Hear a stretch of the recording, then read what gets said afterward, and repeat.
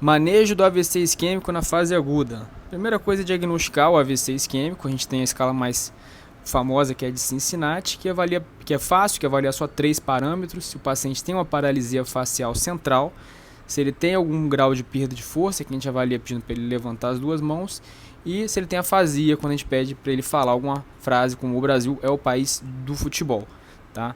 Dois outros fatores que a gente pode colocar também nessa avaliação para aumentar a sensibilidade é ver pupila, se tem alteração pupilar e se tem ataxia, tá? Prevalência do AVC isquêmico é alta, até 25% da população vai ter algum tipo de AVC durante a vida. A etiologia principal é vascular, seguida por neoplasias e terceiro por fatores externos, por exemplo, trauma. Tá? A etiologia principal do AVC é o cardioembólico e o ateromatoso. E a gente tem a escala do NHS, que é uma escala que vai de 0 a 42 pontos, uma escala clínica que gradua o AVC. Tá?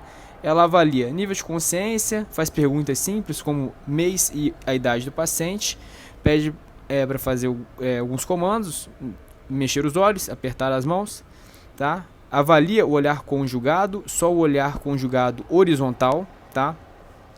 Avalia campo visual, se tem paralisia facial, avaliação motora dos membros, de braços e pernas separadamente, se tem ataxia com índex nariz e calcanhar-joelho, como é que está a sensibilidade, se tem sensibilidade dolorosa, tá? Avalia a linguagem, se tem disartria, pedindo para o paciente ler ou repetir palavras, e se tem desatenção, tá? Se tem extinção de atenção ou heminegligência. Algumas considerações para se fazer no NHS é que o paciente que tem déficit prévio ao evento isquêmico novo, esse déficit prévio também é pontuado. Tem itens também que não são testados, a gente marca como item não testado na escala. Por exemplo, paciente entubado, você não consegue testar alguns itens e você bota item não testado. Paciente previamente cego ganha 3 pontos. Paciente com paralisia facial completa, 3 pontos também, mesmo sendo a paralisia facial periférica, ganha os 3 pontos. O paciente tem avaliação dos braços alternadamente e com a palma da mão virada para baixo, não com a palma da mão virada para cima. Os nervos cranianos são testados de forma isolada e ganham 1 ponto para cada nervo que tiver alterado. Mutismo e coma ganham 3 pontos nessas duas situações na área da linguagem e ganham também os 2 pontos da disartria. Então, o paciente que está em coma, entubado, ou o paciente que tem mutismo, ganham ali 5 pontos, 2 da disartria e 3 da linguagem. Tá? Quando o paciente tem a ataxia e heminegligência, ele só pontua se você conseguir examinar esse déficit. Então, esse tem que ter com o exame. E se o paciente não executa algum outro item da escala, ele ganha a pontuação máxima. No manejo do paciente, quando ele chega para você na emergência, a primeira etapa é fazer a avaliação inicial, o ABCDE, e fazer o HGT, para ver se tem hipoglicemia. Para realizar a trombólise, não precisa geralmente esperar laboratório e coagulograma. Tem situações específicas que você vai esperar. Tá? Tem que fazer um NHS também nessa primeira chegada do doente e manter a pressão arterial elevada, hipertensão permissiva, tolere a pressão alta até o valor de 220 por 120 por um período entre 48 e 72 horas, para manter a pressão de perfusão cerebral, que vai ser a pressão arterial média menos a pique. Uma PA de 220 por 120 é a urgência hipertensiva e você tem que diminuir ela devagar, 15% em 24 horas. Geralmente prefere medicação venosa, mas medicação oral também é uma opção. Tá? O segundo ato do doente é fazer a neuroimagem, o mais disponível é TC de crânio, o tempo em 20 minutos é o ideal para fazer essa tomografia. Algumas opções são a angio-TC de crânio e de cervical, para a gente ver a circulação carotídea, ver se tem dissecção de carótida, ver se tem trombo dentro da carótida.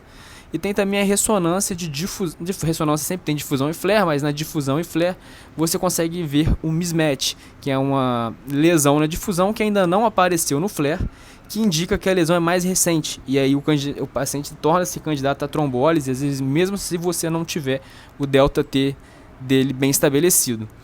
Tá? A circulação colateral é importante ser avaliada também, você pode avaliar ela na angio-TC. E também muda ali o prognóstico do doente saber isso. O terceiro ato é fazer a trombólise em si. Você tem um delta-T de até 4 horas e meia para fazer a trombólise, desde o início do AVC até a hora da realização da trombólise. A droga que se usa é o alteplase, o RTPA. A dose que se usa é uma dose de 0,9 mg por quilo, com uma dose máxima de 90 mg. Se o paciente tiver 100 kg, ele tem a dose máxima. Dessa dose calculada, 10% dessa dose é feita em bolos, tá, em 1 minuto, e 90% dessa dose é feita em bomba de infusão em 1 hora.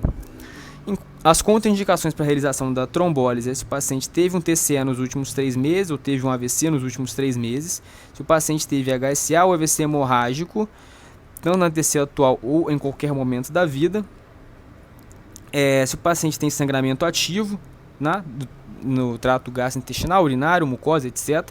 Se o paciente tem neoplasia intracraniana, endocardite infecciosa, se o paciente tem a pressão acima de 185 por 110, aí você abaixa essa pressão para poder fazer a trombólise, ou se tem hipoglicemia, aí você corrige a glicemia para poder fazer a trombólise. Se tem punção arterial em locais que não são pressionáveis nos últimos 7 dias, se o AVC isquêmico for um território maior do que 1/3 do território hemisférico, um AVC muito extenso, e se o paciente for coagulopata, né, aí você espera o resultado do coagulograma. Se tiver um NR maior que 1,7, plaqueta menor do que 100.000, um tempo de protrombina de 15 segundos, ou se o paciente usa algum anticoagulante oral, algum NOA, que também é contraindicado fazer a trombólise. Na trombólise, depois que você começa ela, você tem que manter uma pressão arterial menor do que 180 por 105, tá? Para você fazer, ela tem que estar menor do que 185 por 110. Depois que começa, tem que manter menor do que 180 por 105. Você mede a pressão de 15 em 15 minutos por 2 horas, de 30 em 30 minutos por 6 horas e de hora em hora nas primeiras 24 horas. Complicações que a gente pode ter durante a infusão é o angioedema pós-RTPA, tá? Aí você para a infusão de RTPA, tem risco de obstrução ventilatória, e você trata como manejo anafilaxia, usando corticoide, geralmente a metilprednisolona, epinefrina, etc. Tá? Retirar o IECA também é importante, que ele pode aumentar o angioedema.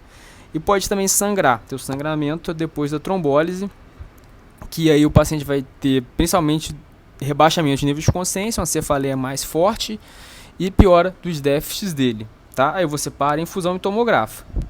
Se não sangrou, você pode até voltar a fazer a infusão de RTPA. Se sangrou, aí você tem que reverter a trombólise. Aí você faz crio precipitado na dose de 10 unidades em meia hora. Pode fazer também reposição de fibrinogênio, pode fazer o transamin 1 grama, e você manda para avaliação da neurocirurgia para desfazer a cagada que os caras fizeram. No quarto ato do manejo do paciente, aos cuidados pós-trombólise, tá? E aí, em relação ao antiagregante plaquetário, o AS, a gente pode começar ele até 90 minutos depois da trombólise, porém na prática se inicia após 24 horas. Evitar a invasão do paciente também nas primeiras 24 horas, com sonda vesical e sonda nasointeral, evitar de fazer nas primeiras 24 horas. A anticoagulação profilática pode começar também após 24 horas, mas o método preferível é utilizar método mecânico. Reabilitação também já pode começar após 24 horas, e o início de antidepressivos também precocemente, porque é um paciente que pode ficar deprimido por ficar com déficit, né? APA, se o paciente for submetido a uma trombectomia mecânica, pós-trombectomia tem que manter uma pressão também igual à da trombólise, menor do que 180 por 105. E tem as situações também do infarto maligno. O infarto maligno é um infarto extenso, com desvio de linha média. Tá? O tratamento é fazer a cranectomia descompressiva e a terapia osmótica com manitol. Uma outra opção também é fazer um aumento da PCO2, mantendo um alvo ali entre 30 e 35 na gasometria. Os pacientes que são candidatos à craniectomia descompressiva de forma geral são pacientes mais jovens, com menos de 60 anos, e o delta T de até 48 horas do AVC. Não tem indicação de fazer no AVC isquêmico, não se faz corticoide, não tem indicação de fazer hipotermia e não tem indicação de fazer coma com barbitúrico, tá?